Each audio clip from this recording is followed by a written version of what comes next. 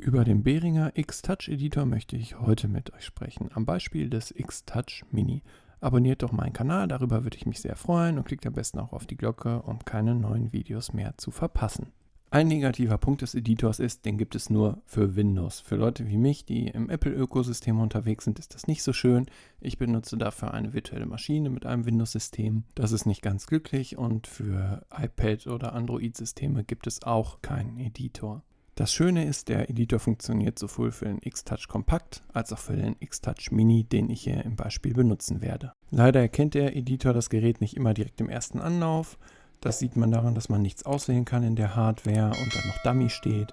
Also ziehe ich den Controller einmal ab am USB-Port und stecke ihn wieder an und im Normalfall sollte er ihn dann auch erkennen, beziehungsweise manchmal muss man das Programm auch einfach nochmal neu starten. Wir sehen jetzt, der Editor hat das Gerät gefunden. Wir klicken jetzt einfach auf Close, die Fehlermeldung interessiert uns gerade nicht und sehen auch unter Hardware X-Touch Mini #1 und wir haben jetzt die Möglichkeit, hier oben Presets auf dem Computer zu laden oder zu speichern. Wir können das Layer A oder das Layer B vom X-Touch Mini oder X-Touch Kompakt auf den Rechner ziehen oder eben zur Hardware schicken und wir können ein Firmware-Update durchführen. Dann sehen wir die Device-ID, den Global Channel, den wir einstellen können und den Mode Standard, mit dem wir hier arbeiten, oder MC, da gehen wir wann anders drauf ein. Ich habe gerade gesagt Layer A oder Layer B.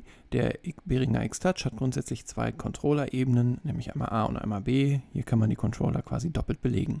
So, gehen wir mal auf den nächsten Reiter Fader. Das Gerät hat einen Fader in diesem Fall, an dem wir den Channel oben auswählen können, dann auswählen können, ob ein CC, ein Pitchbend oder ein Program Change gesendet wird und im weiteren Verlauf können wir dann einstellen, was da genau passiert. Was mir gefällt, im Gegensatz zu meinem Nanopad, ist, dass ich hier für den CC ein Minimum Value und ein Maximum Value einstellen kann und zwar für jeden Controller. Wenn ich den Program Change einstelle, kann ich ein MSB und ein LSB schicken und wenn ich den Pitchbend einstelle, kann ich auch Min und Max einstellen. Dieser Grundsatz gilt bei allen und oben rechts sieht man ein Feld Edited, das heißt, ich habe irgendwas verändert. Das gleiche kann ich jetzt auch für die Encoder machen, das sind die Drehknöpfe und zwar einmal auf der Push-Seite. Ich kann jeden Knopf einmal drücken, das heißt, ich kann für jeden Knopf einen Channel auswählen, kann für jeden auswählen, ob ich ein CC senden will, eine Note, ein Pitchbend, Program Change oder MMC. Dann kann ich die Nummer unten drunter auswählen. Das sind dann natürlich, je nachdem, was ich oben eingestellt habe, unterschiedliche Sachen. Dann wieder Minimum Value, Maximum Value. Unten drunter kann ich dann bei Behavior einstellen, wie der Knopf reagiert. Momentary heißt, wenn ich den Knopf drücke und gedrückt halte, passiert was. Wenn ich ihn loslasse, hört das auf, diese Aktion, die ich eingestellt habe. Wenn ich Toggle drücke, bedeutet das, ich drücke drauf, die Aktion wird gestartet. Ich drücke nochmal drauf, die Aktion wird gestoppt. MSB und LSB erklärt sich von selber für Program Change.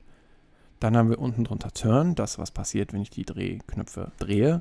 Hier kann ich auch wieder für jeden Knopf einzeln einen Channel auswählen. Das heißt, ich habe da wirklich unendlich viele Möglichkeiten zu steuern, kann wieder den Typ wie oben auswählen.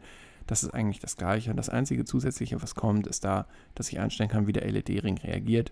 Gebe ich zu, weiß ich gerade aus dem Kopf nicht die Unterschiede zwischen Single Pan, Fan, Spread und Trim. Das kann man in der Anleitung aber nachlesen.